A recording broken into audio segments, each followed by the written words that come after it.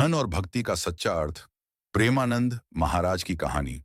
वृंदावन की पावन भूमि पर एक संत रहते थे जिनका नाम था प्रेमानंद महाराज।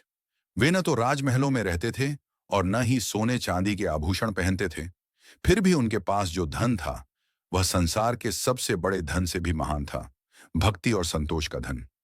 एक दिन एक अत्यंत धनी व्यापारी प्रेमानंद महाराज के पास आया। उसके पास धन दौलत, व्यापार, बड़ा घर, सब कुछ था, परंतु मन में शांति नहीं थी। वह बोला, महाराज, मेरे पास सब कुछ है, फिर भी जीवन में सुख नहीं है। कृपया कोई ऐसा उपाय बताइए जिससे मेरे पास और धन आए और मन को शांति मिले। प्रेमानंद महाराज मुस्कुराए और बोले, वत्स, धन की कमी नहीं है तुम्हारे पास, कमी है तो धन के सही उपयोग की। व्यापारी चकित हुआ।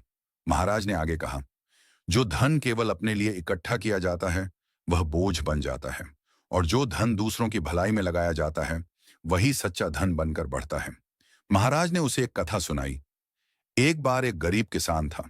वह रोज भगवान का नाम लेकर काम करता और जो थोड़ा बहुत मिलता उसमें से भी किसी जरूरतमंद को दे देता। धीरे धीरे उसके जीवन में ऐसे अवसर आए कि उसका खेत फलने फूलने लगा। धन आया पर अहंकार नहीं आया। यही कारण था कि उसका धन स्थायी रहा। फिर महाराज ने व्यापारी से कहा, धन पाने के लिए लालच नहीं, परिश्रम प्लस ईमानदारी प्लस ईश्वर स्मरण चाहिए। जो व्यक्ति सुबह उठकर भगवान का नाम लेता है, अपने कर्म को पूजा मानता है और किसी का हक नहीं मारता, लक्ष्मी स्वयं उसके घर आती है। व्यापारी ने पूछा, महाराज, क्या केवल भक्ति से धन मिल सकता है? प्रेमानंद महाराज बोले, भक्ति तुम्हें धन नहीं बल्कि धन को संभालने की बुद्धि देती है, और यही बुद्धि तुम्हें कभी दरिद्र नहीं होने देती।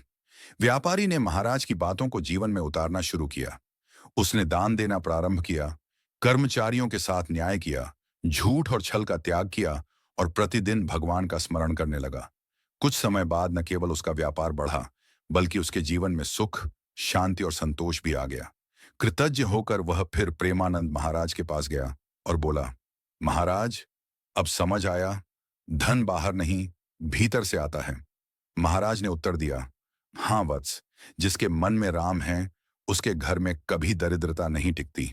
यदि आप चाहें तो मैं इसे और सरल भाषा में या यूट्यूब वीडियो स्क्रिप्ट या शॉर्ट कहानी द रियल स्टोरी के रूप में भी लिख सकता हूं।